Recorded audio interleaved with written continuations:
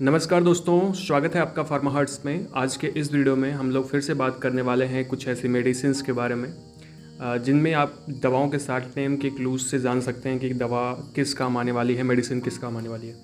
ये सफिक्स या प्रीफिक्स या रूट वर्ड्स हो सकते हैं, बीच में कोई वर्ड्स आ सकते हैं, कुछ वर्ड्स जिसको आप देखेंगे और जान पाएंगे कि कौन सी मेडिसिन किस काम आ रही है।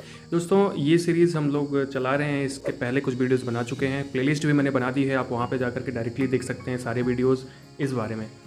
दोस्तों, नेक्स्ट हम कुछ अलग सीरीज चलाने वाले हैं, जैसे कि बीमारी जो होती है वो कौन सी होती है, कौन कौन सी कॉमन बीमारियां हैं और उनके क्या इलाज हो सकते हैं, क्या लक्षण होते हैं।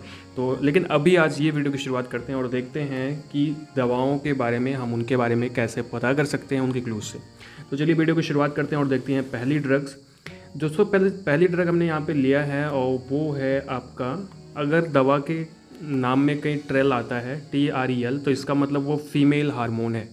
वो फीमेल हार्मोन है जैसे प्रोजेस्टिन है, और ख़ास करके ऐसा फीमेल हार्मोन जो कि प्रेगनेंसी को प्रिवेंट करने वाला है।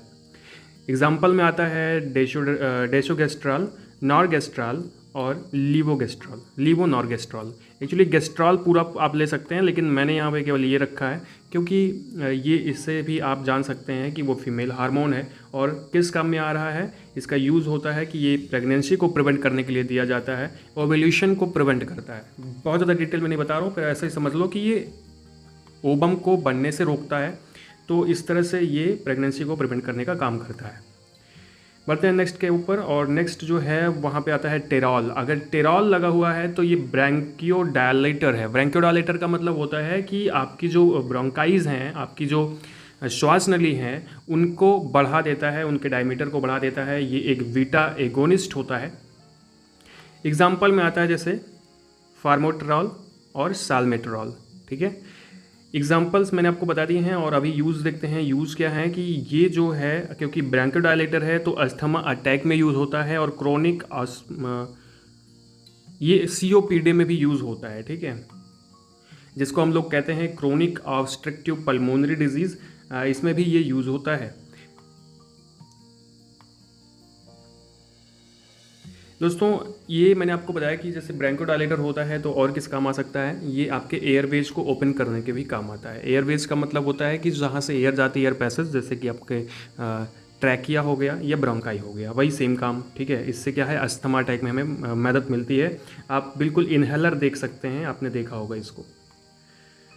नेक्स्ट आती है रिडॉन। अगर लिखा हुआ है तो ये एटिपिकल एंटीसाइकोटिक एजेंट होता है। मतलब ये खास करके मेंटल डिसऑर्डर में यूज़ किया जाने वाला मेंटल डिसऑर्डर में यूज़ की जाने वाली मेडिसिन होती हैं। ठीक है, जैसे एग्जांपल्स इसका आता है रेस्पेरिडॉन और इलोपेरिडॉन। ठीक है, तो ये मेडिसिन जो होती हैं ये यूज़ में आती हैं सिजोफ्रेनिया में। सिजोफ्रेनिया का मतलब मेंटल डिसऑर्डर, कोई चीज़ लिख रख करके आदमी कहीं भूल जाता है या इस तरह से कुछ और उसके मन में बहुत सारे ख्याल चलने लगते हैं। सिजोफ्रेनिया एक बड़ी बीमारी है, उसके बारे में भी वीडियो बनाऊंगा मैं बीमारी वाले सीरीज़ में। और ये मैं खास करके जितने भी मेंटल डिसऑर्डर्स होते हैं उनमें ज़्यादातर यूज़ की जाती है। नेक्स्ट आती है, अगर लास्ट में या फिर कहीं पे उसमें प्रेड लगा हुआ है तो ये कार्टिकोस्टेरॉइड होता है। इसलिए लास्ट में नहीं, शुरुआत में अगर प्रेड लगा हुआ है तो वो कार्टिकोस्टेरॉइड होती है। कार्टिकोस्टेरॉइड के बारे में हमने बहुत कुछ बता दिया है, हर वीडियो में कार्टिकोस्टेरॉइड आ ही जाता है। तो कई प्रकार के हो सकते हैं। ठीक है, जैसे आता है एग्जाम्पल में प्रेडनिसोन और प्रेडनिसोलोन। ठीक है, तो जैसे ये यूज़ कहाँ पे होती है सर, ये यूज़ होती है आर्थराइटिस में, ब्लड प्रॉब्लम्स में, इम्यून सिस्टम डिसऑर्डर्स में, कैंसर में, स्किन डिजीज़ में, आई डिजीज़ में, बहुत सारी जगह कार्टिकोस्टेरॉइड बहुत जगह यूज़ किए जाते हैं। ठीक है, बहुत प्रकार के होते हैं। आप इसके बारे में हर वीडियो में आपने देखा होगा, कहीं ना कहीं इसका यूज़ होता है, और इसमें बहुत सारे एग्जाम्पल, बहुत सारी वेराइटीज़ हैं। नेक्स्ट आगे बढ़ते हैं, तो यहाँ पे आता है मैब। अगर कहीं भी मैब लगा है तो that is known as a monoclonal antibodies.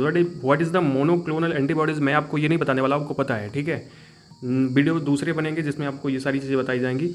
तो मैप का मतलब होता है मोनोक्लोनल एंटीबॉडीज़। इसका एग्जांपल जैसे आता है इनफ्लिक्सीमैब, एडालिम्यूमैब और डेक्लिजुमैब। ठीक है, ये सारे एग्जांपल्स हैं और ये यूज़ होते हैं इम्यून सिस्टम को इन्हेंस करने के लिए या उसको मिमिक करने के लिए। जैसे इम्यून सिस्टम बहुत कमज़ोर है तो वहाँ पे मोनोक्लोनल एंटीबॉडीज़ दिए जाते हैं ताकि आपकी जो इम्यून सिस्टम है उसको इन्हेंस किया जा सके, उसको बढ़ाया जा सके। ठीक है, कैंसर इत्यादि में ये दिए जाते हैं। कुल मिला के ये एंटीबॉडीज़ होती हैं। ठीक है, अब इतना ही आप समझिए इसके बारे में।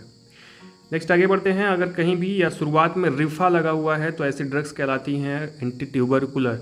एग्जाम्पल में आता है रिफैम्पिन, रिफामेट और रिफापेंटिन, ऐसे रिफाम्पिसिन भी आता है, ठीक है। तो वो एंटी ट्यूबरकुलिन्स होती हैं, एंटी ट्यूबरकुलर ड्रग्स होती है और ये यूज़ होती हैं एज अ एंटीबायोटिक। केवल बैक्टीरिया के लिए ये यूज़ होती हैं, बैक्टीरिया को नष्ट करने के लिए। कभी भी वायरल कंडीशन में इसका यूज़ नहीं किया जा सकता है और ये ट्यूबरकुलोसिस के ट्रीटमेंट में भी यूज़ में आती हैं। नेक्स्ट आता है कि अगर कैल्सी लगा हुआ है तो सर, कैल्सी लगा हुआ है तो क्या बोलेंगे, ये कैल्शियम और विटामिन D3 के सप्लीमेंट्स हो सकते हैं। जैसे एग्जांपल्स में आता है कैल्सीफेरॉल, कैल्सीट्रियोल और एर्गोकैल्सीट्रॉल। इस प्रकार की मेडिसिन आती हैं अलग अलग ब्रांड नेम से। ये क्या करती हैं कि हमारे बॉडी को जो हम खाना खा रहे हैं उससे कैल्शियम को इनटेक करने में सहायता करती हैं, हेल्प करती हैं और ये कैल्शियम के सप्लीमेंट्स होते हैं। बहुत आसानी से आप इसको जान सकते हैं, इसमें कोई बहुत ज़्यादा दिक्कत नहीं है। नेक्स्ट आता है क्यूरोनियम। क्यूरोनियम लगा हुआ है तो that is a neuromuscular blocker. ये न्यूरोमस्कुलर ब्लॉकर होते हैं और ये इसमें एग्जांपल्स आता है जैसे बी क्यूरोनियम और री क्यूरोनियम, ठीक है। ये इसके एग्जांपल्स हैं और इनका काम क्या होता है सर, इनका काम होता है कि ये सर्जरी के दौरान जो हमारी स्केलेटल मसल्स होती हैं उनको रिलैक्स करते हैं। इंजेक्शन होते हैं उनको कर दिया जाता है तो रिलैक्स करते हैं, क्योंकि न्यूरोमस्कुलर ब्लॉकर हैं, आपको पता है कि ये इस तरह के काम करेंगे।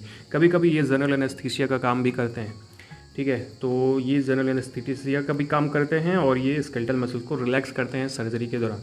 तो ये थी आज की कुछ ड्रग्स जिसमें मैंने आपको कुछ चीज़ें बताई और नेक्स्ट वीडियो में हम फिर से मिलते हैं कुछ इसी टॉपिक के साथ में, ऐसे टॉपिक के साथ में और कुछ नए टॉपिक के साथ में भी। तो आपको अगर वो सारी चीज़ें देखनी है तो हमारे चैनल को अगर सब्सक्राइब नहीं किया है तो जल्दी से सब्सक्राइब कर दीजिएगा और वीडियो को लाइक कर दीजिएगा, शेयर कर दीजिएगा अपने दोस्तों के साथ में, हमें इंस्टाग्राम पे फॉलो कर लीजिएगा। धन्यवाद।